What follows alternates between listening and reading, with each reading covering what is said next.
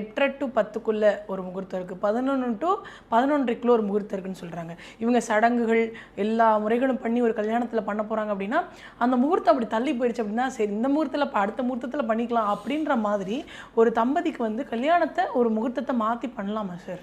அதுக்கு ஒரு சுவாரஸ்யமான கதை சொல்லிடுறேன். என்னோட ரொம்ப ஒரு நெருங்கிய ஒரு நண்பர், அவருக்கு ஜோதிடம் நல்லா தெரியும், அவர் நல்லா படிச்சிருக்காரு, ரொம்ப நெருங்கிய ஒரு நண்பர். அவருக்கே செல்ஃபாக ஜோதிடம் தெரியும். அவர் ஏன் ஜோதிடம் கற்றுக்கிட்டாருன்னா, நிறைய அஸ்ட்ராலஜர் என்னென்னமோ சொல்கிறாங்க, அட போங்கப்பா நானே கற்றுக்கிறேன்னு அவரே கற்றுக்கிட்டார். கற்றுக்கிட்டு அவரோட கல்யாணத்துக்கு அவரே நேரம் குறிச்சார். இந்த முகூர்த்தத்தில் தான் சார் எனக்கு கல்யாணம் அப்படின்னு என்கிட்ட கொண்டு வந்து கொடுத்தாரு. அதை பார்த்த உடனே நான் அவர்கிட்ட என்ன சொன்னேன், இந்த முகூர்த்தத்தில் கல்யாணம் நடக்கிறது கொஞ்சம் வாய்ப்பு கம்மி தான், தள்ளி நடக்கிறதுக்கு வாய்ப்பு இருக்குது. இந்த முகூர்த்தத்தை விட்டு அடுத்த முகூர்த்தத்தில் இன்னும் ஒரு அரை மணி நேரமோ 1 மணி நேரம் கழித்து அடுத்த ஒரு முகூர்த்த நேரத்தில் நடக்கிறதுக்கு வாய்ப்பு இருக்குது அப்படி. சரி பார்க்கலாம், இது ஒரு சேலஞ்சாகவே வச்சுக்கிறோம், இப்படி நடக்குதான்னு பார்ப்போம். நீங்கள் வேறு இப்படி சொல்லிட்டீங்க, நான் ஒரு ஜோதிடர் நடத்தி காட்டுறேன் அப்படின்னு சவால் விட்டு, உங்கள் வாக்கை நான் பொய்யாக்கி காட்டுறேன் அப்படின்னாரு. சரி பார்த்துருவோம் அப்படின்ட்டு அந்த கல்யாணத்துக்கு நீங்கள் அவசியம் வரணுன்னாரு. நம்ம சொல்லிட்டோம், அப்போ அந்த எவிடன்ஸ் அங்கே என்ன நடக்குதுங்கிறத பார்க்கணும் இல்லையா, விட்னஸ் பண்ணணும்ல. சரி நானும் வந்துடுறேன் அப்படின்ட்டு அந்த கல்யாணத்துக்கு போயாச்சு. ரொம்ப நெருங்கிய நண்பர்.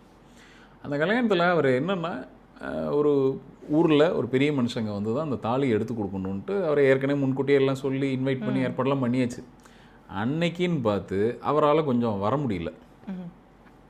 முடியலன்னா நேரத்துக்கு வர முடியல, கொஞ்சம் தள்ளி வந்தார்.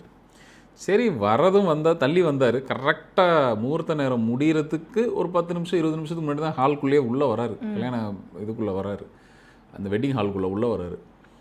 வந்ததுக்கப்புறம் தான், அது ஒரு சின்ன கிராமத்தில் நடக்குது அந்த கல்யாணம். அதுக்கப்புறம் தான் தாலியை தேடுறாங்க, தாலி எங்கே வச்சோம் அப்படின்ட்டு. பொண்ணு வீட்டில் மறந்து வச்சுட்டு வந்துட்டாங்க. ஐயோ. அப்புறம் திருப்பி ஓடி போய் எடுத்தா அந்த முகூர்த்த நேரம் தள்ளி போயிடுச்சு. அவர் என்னையே பார்த்துக்கிட்டே உட்காந்துருக்காரு, என்ன நேரத்தில் வாய வச்சிங்கன்னு தெரியல, அது நேராக தள்ளி கூட்டிட்டு போயிடுச்சு. நம்ம விதிக்குன்னு ஒரு முகூர்த்தம் வந்து எழுதப்பட்டிருந்தது அப்படின்னா அதில் தான் நடக்கும் இல்லையா சார்? மாற்று கருத்தே இல்லை. அதுக்கு தான் அதை குறிக்கிற ஆசான் வந்து ரொம்ப முக்கியம், அந்த ஆச்சாரியார் வந்து ரொம்ப முக்கியம்.